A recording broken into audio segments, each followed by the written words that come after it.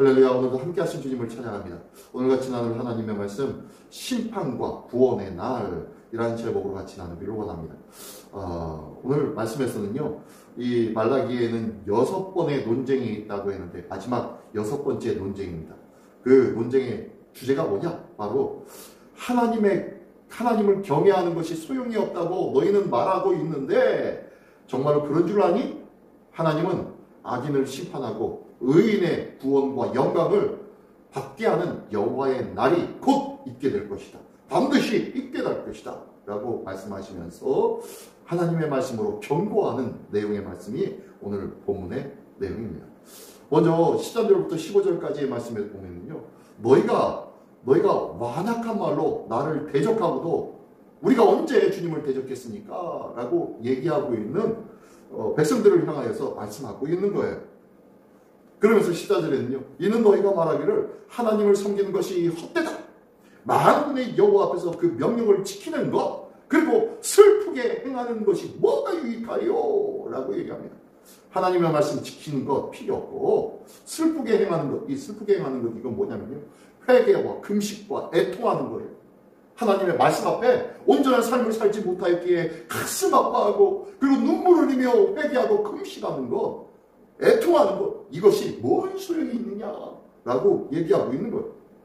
그리고 또요, 15절에는 지금 우리는 교만한 자가 복되고 악을 행하는 자가 번성하며 하나님을 시험하는 자가 화를 면한다 하고 있다는 거예요. 무슨 소리예요? 교만한 자가 복되대요. 요즘은 자기 PR 시대 아닙니까? 네? 자기 잘난 척을 해야 돼요. 그래야 세상 사람들도 알아주는 것 같지 않아요? 그래서 이게 세상 앞에서가 아니라 하나님 앞에서 교만한 모습으로 서 있다는 거예요. 그리고 악행자가 번성한대요. 악을 행해야 번성한대요. 세상 사람들이 얘기합니다. 좀 융통성 있이 좀 살아. 눈치 좀 보고 살아. 세상 사는 거 눈치빨이야, 눈치빨. 때로는 이렇게도 하고, 때로는 저렇게도 하고, 융통성 있게 눈치 보면서 정말로 강한 좀 지혜가 있어야 하지 않겠어? 라고 얘기하면서 때로는 악행하는 것도 온전한 목적, 너의 좋은 목적이라면은 때로는 괜찮아.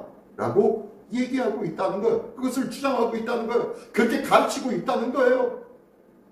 하나님을 또한 시험하라고 얘기합니다. 하나님을 시험한 자가 화를 면한대요. 하나님 앞에서 때로는 반감도 갖고, 하나님 어떻게 그럴 수가 있습니까? 하나님 앞에 당당하라는 거예요. 하나님 앞에 자신감 있이 살으라는 거예요. 그러다 보니까 하나님께서 그렇게 말씀하고 있었던 너희가 하나님을 경외하는 모습이었구나.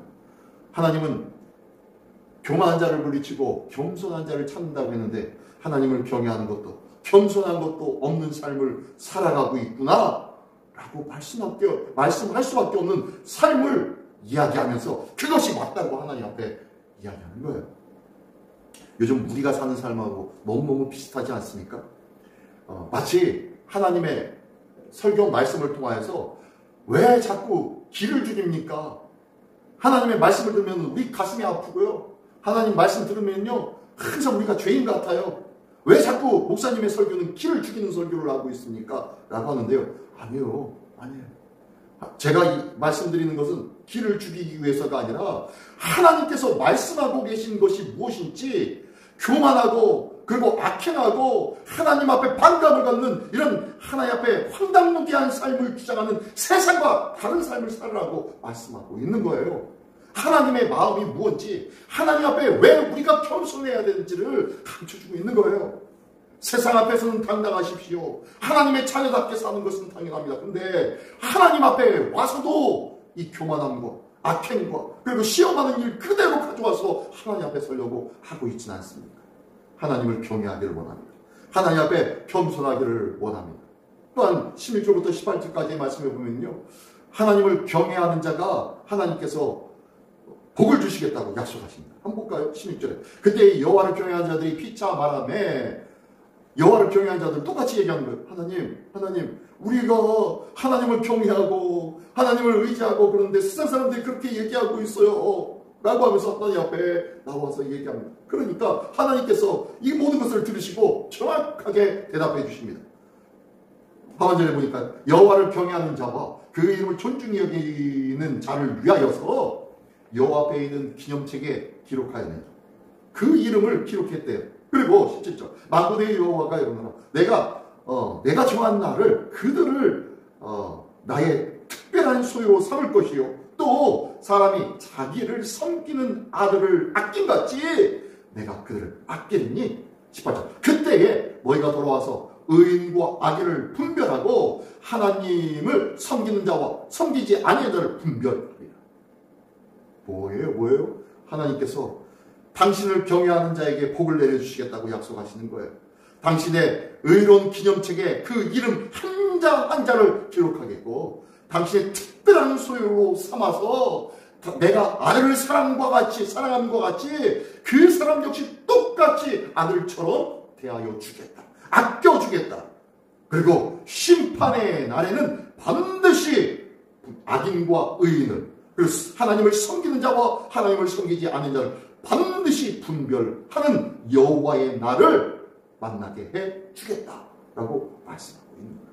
그러면서 4장에 보면요 우리가 잘 아는 말씀 몇 가지 들은 말씀들 귀딱지가 생길 만큼 많이 들었던 말씀들이 나옵니다.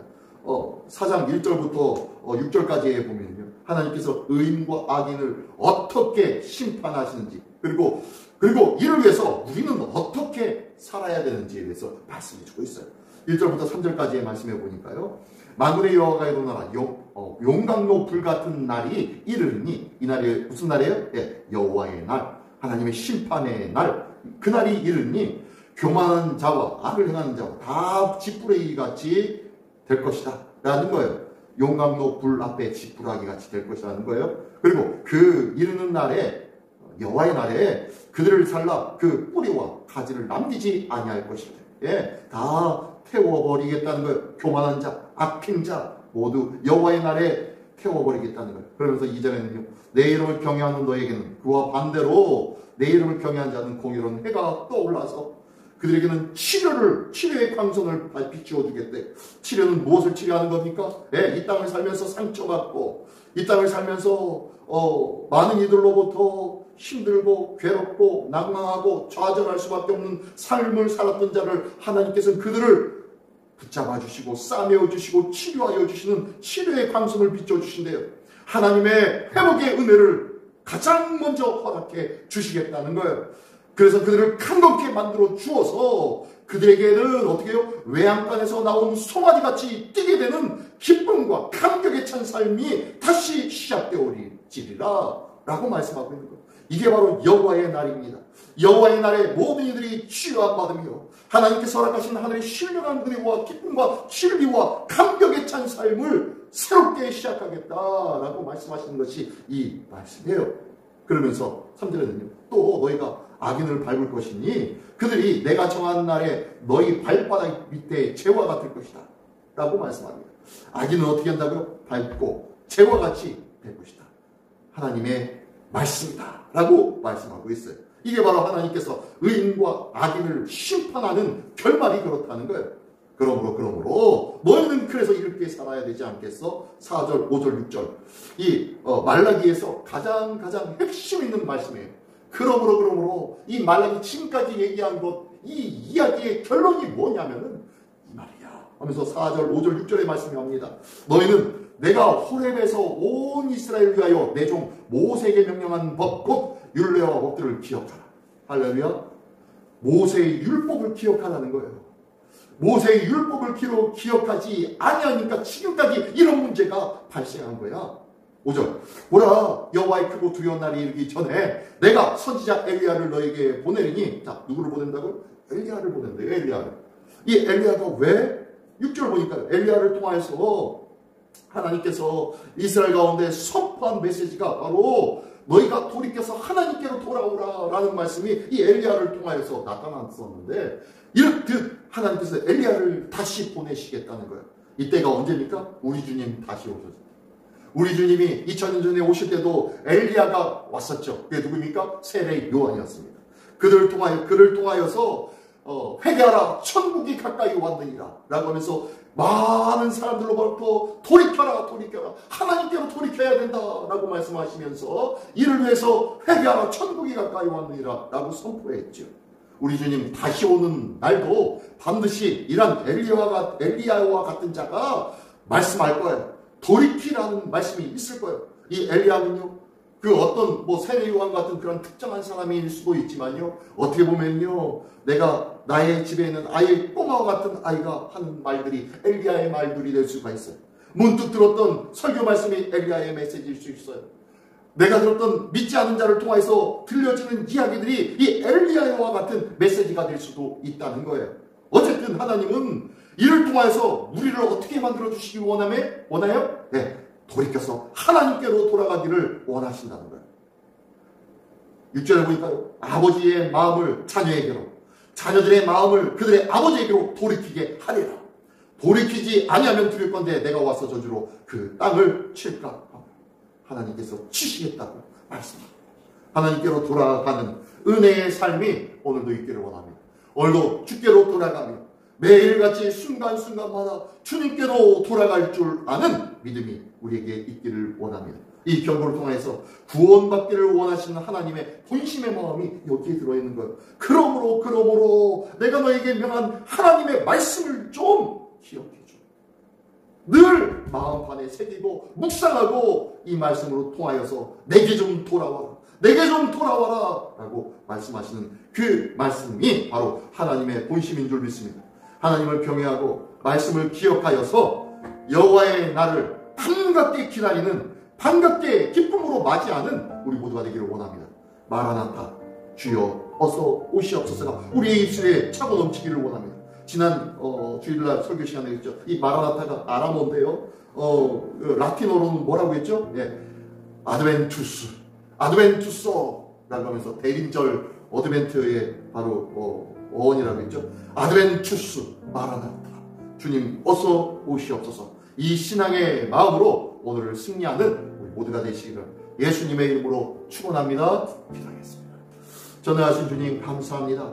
오늘도 하나님의 정한 날, 하나님의 여호와의 날이 곧 올 텐데 우리는 그 날을 무의미하게 생각하고 전혀 오지 않을 것처럼 천년 만년을 살 것처럼 생각하며 살아가는 어리석고 나태한 신앙을 갖고 있지는 않은지 다시 한번 돌아보게 하여 주시옵소서. 오늘도 하나님의 거룩한 진리의 말씀으로 우리의 삶을 돌아볼 줄 아는 지혜가 있기를 원합니다. 믿음이 있기를 원합니다. 오늘도 거룩하신 성령님 역사하여 주시고 깨닫게 하여 주셔서 마라나타 주님, 아드벤투스 주님을 다시 한번 기대하고 고대하는 이 대림절 기간 되게 하여 주시옵소서. 오늘도 뜨겁게 주님의 날을 열망하는 우리 모두가 될 줄 믿사오며 예수 그리스도의 이름으로 기도드리옵나이다.